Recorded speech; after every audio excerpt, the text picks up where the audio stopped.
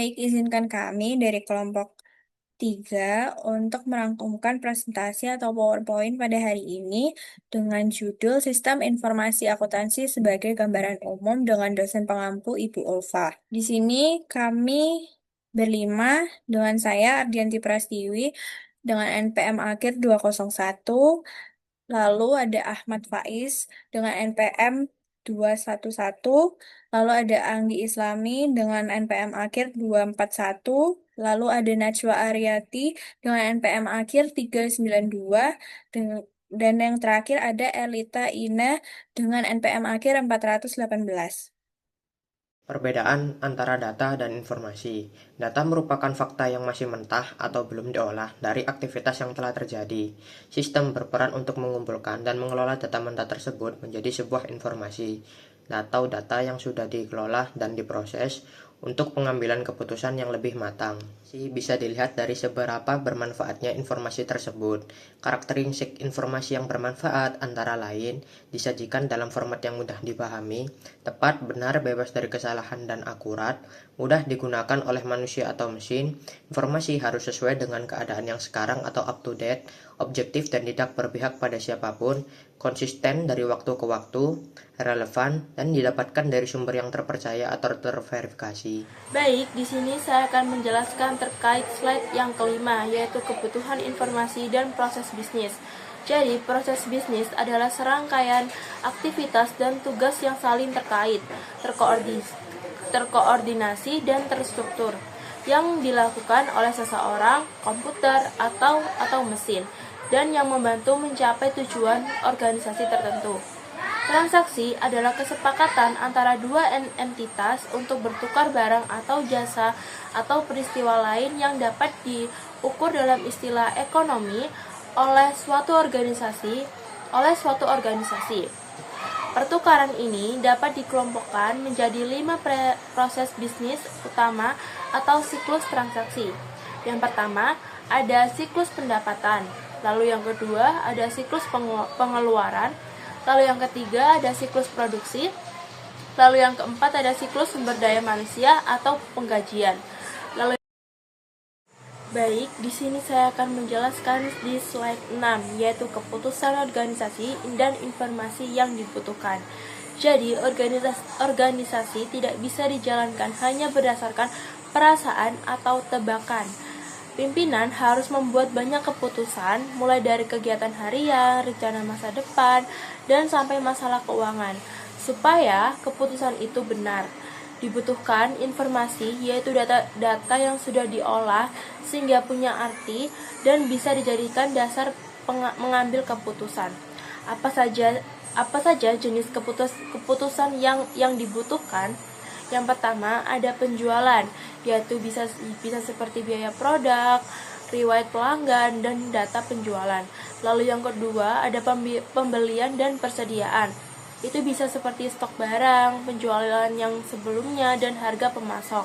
Lalu yang ketiga ada karyawan. Itu seperti data pegawai, absensi, dan tarif gaji.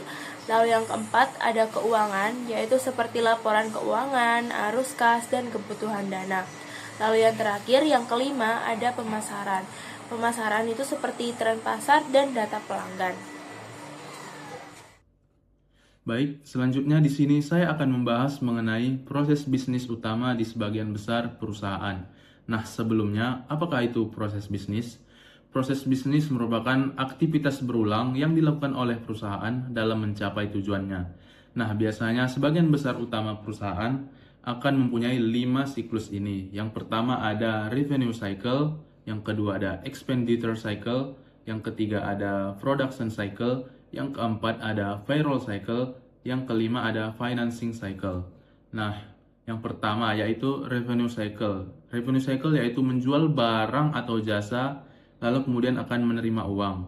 Yang kedua yaitu expenditure cycle, yaitu kegiatan membeli barang atau jasa dan membayar pemasok. Yang ketiga ada production cycle, yaitu mengubah barang mentah sehingga menjadi produk jadi.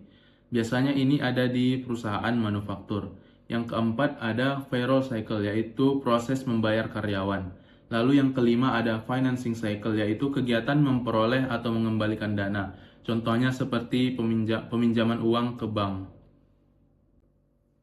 Baik, selanjutnya ada sistem informasi akuntansi. Jadi, sistem informasi akuntansi adalah sistem yang digunakan untuk mengumpulkan, memproses, dan menyimpan data keuangan perusahaan. Nah, sistem informasi akuntansi terdiri dari 6 komponen. Yang pertama yaitu orang yang menggunakan sistem tersebut. Lalu yang kedua yaitu prosedur atau aturan kerja. Yang ketiga ada data. Yang keempat ada software. Yang kelima ada infrastruktur teknologi. Dan yang keenam ada kontrol internal untuk menjaga keamanan data. Nah, sistem informasi akuntansi dapat membantu perusahaan dalam mengelola informasi agar dapat digunakan dalam pengambilan keputusan. Oke, selanjutnya, bagaimana AIS dapat memberikan nilai tambahan bagi sebuah organisasi? Yang pertama, meningkatkan kualitas dan mengurangi biaya produk atau layanan. Misalnya, AIS dapat memantau mesin sehingga operator segera diberitahu ketika kinerja berada di luar batas kualitas yang diterima. Hal ini dapat membantu menjaga kualitas produk, mengurangi pemborosan, dan menurunkan biaya. Yang ketiga, meningkatkan efisiensi. Misalnya, informasi yang tepat waktu memungkinkan pendekatan manufaktur just in time karena membutuhkan informasi yang konstan, akurat, dan terkini tentang persediaan bahan baku dan lokasinya. Yang ketiga, berbagi pengetahuan. Berbagi pengetahuan dan keahlian dapat meningkatkan operasional dan memberikan keunggulan kompetitif. Misalnya, firma CPA menggunakan sistem informasi mereka untuk berbagi praktik terbaik dan mendukung komunikasi antar kantor.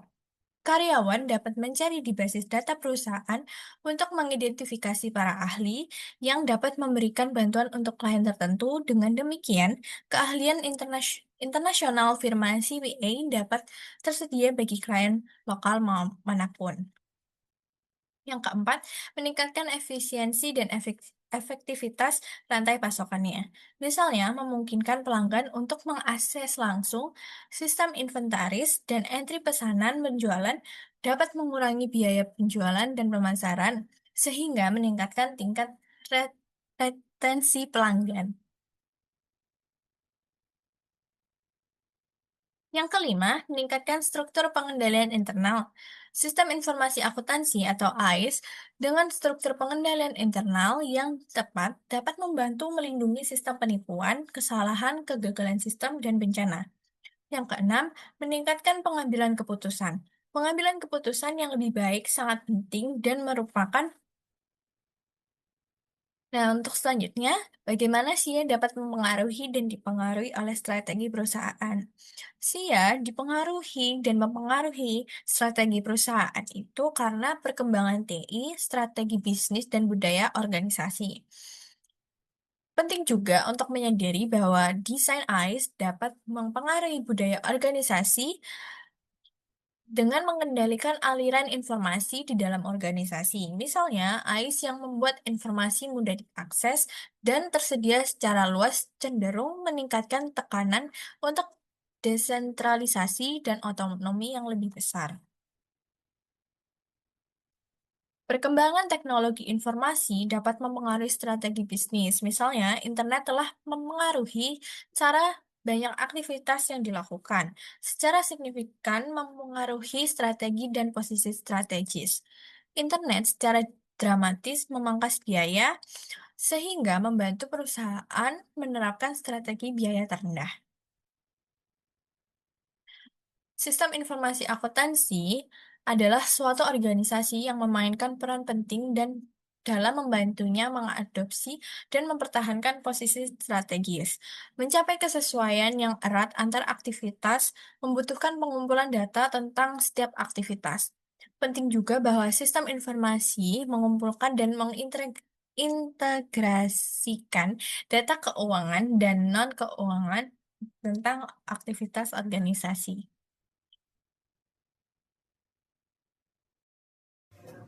Blockchain dinamakan dari strukturnya, yaitu kumpulan catatan digital yang disebut blok yang saling terhubung menggunakan kriptografi dalam satu rangkaian yang disebut chain. Blockchain tidak disimpan di satu tempat, tetapi merupakan distributed ledger atau buku besar terdistribusi yang berfungsi sebagai database terdesentralisasi. Ada cara kerja blockchain, yaitu yang pertama memulai transaksi, validasi transaksi, membuat blok, membuat hash, menyelesaikan transaksi. Keunggulan blockchain yang pertama yaitu akurasi, transparansi, konsistensi data, dapat dipercaya, efisiensi, privasi, dan keamanan. Komputasi awan, virtualisasi, dan Internet of Things. Virtualisasi merupakan memanfaatkan kekuatan dan kecepatan komputer modern untuk menjalankan banyak sistem secara bersamaan pada satu komputer fisik. Komputasi awan memanfaatkan bandwidth tinggi dari jaringan telekomunikasi global modern untuk memungkinkan karyawan menggunakan browser untuk mengakses perangkat lunak dari jauh. Internet of Things merujuk pada penanaman sensor di berbagai perangkat sehingga perangkat tersebut sekarang dapat terhubung ke internet.